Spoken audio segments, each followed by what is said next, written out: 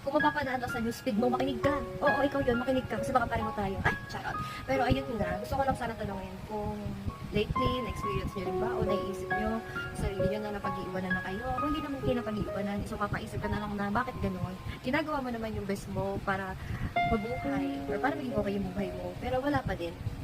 Zero pa din. Wala pa rin nangyayari. Tapos, ito try mo maghanap ng trabaho. Kasi syempre galing ako sa Pogo eh. Tapos naban yung Pogo. Kaya nahirapan ako maghanap ng trabaho ngayon. Pero guys, yung Pogo pinapasukan ko, hindi po yun scam ha. Korean po yun. Pero hindi po siya scam. Maniwala kayo, hindi yun scam.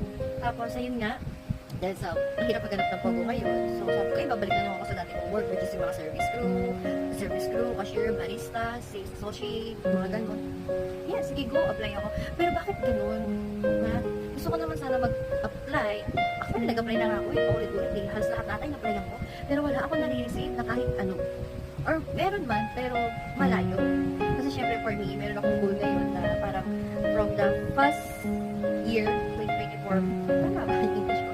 2024 is, syempre, ganda ng sahod ko, malaki. Pero syempre, the first time ko makawak na gano'ng malaking pera, na-overwhelm ako. Hindi pa naman ako, pero nagamit ko din siya. Actually, naubos. Like, so gaano kalaki yung ipon ko, ganun din kalaki. Yung mga kailangan kong bayarin ngayon. Pero ang hirap kasi wala akong work. Halos ilang buwan na akong walang trabaho. Diba? Hindi yun nakaka-proud actually. Pero, ang hirap eh, kasi nag-try naman ako mag-apply sa kahit ano. Pero alam mo yung parang may blockage. Yung kahit anong gawin mo, ay te, wala talaga. Hindi ko alam kung bakit. Kaya nag-set ako na okay, sige, ganito. Okay na sa akin ng 16 to 18K, basta malapit lang. Pero kung 16 to 18K pero malayo, X siya sa akin. X siya sa akin kasi ang dami kong bayarin. At kung hahatiin mo yung 16 to 18K, pumapatak na nasa 8K to 9K ang sasawari mo kada quincenas. And for me, hindi siya kasya kasi priority kong bayaran yung mga utang ko.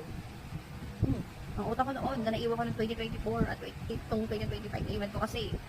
Okay, so priority kong bayaran yun. Tapos meron pa akong bills na kailangan iambag sa bahay namin. Then meron din akong kailangan pag-ipunan, lalo yung mga goals na gusto ko for travel or concert. So paano mo pag-iipon yun? Diba? So hindi naman pwedeng 1K lang ibabayad sa ibang utang. So parang ang hirap ng ganun. Gusto ko kasi matapos kagad yung utang ko. So for me, 16 to 18K, hindi siya okay.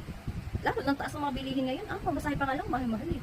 No? So, hindi yun kakasya, promise. Dahil na kung ikaw na maraming utang din na kagaya ko, sabi ko sa inyo, kulang talaga yun. Alam niyo yan, ano, may pamilya kayo. Ako naman wala. Pero, syempre, nag-aambag ako sa bahay. And then, kung sa nag-aambag ako sa bahay, lakas talaga ng utang ko. Pero for me, priority ko talagang bayaran yun. Kasi lalo ko din naman yun. Pero syempre, dahil kaya nga naghahanap ako ng work, gusto ko tapusin kagad yun. Kumbaga, I want to correct my mistake noong 2024. Kasi nga, overwhelming person, laki ng sahod, laki din tuloy nung napakapalit. Charot. Pero, yun nga.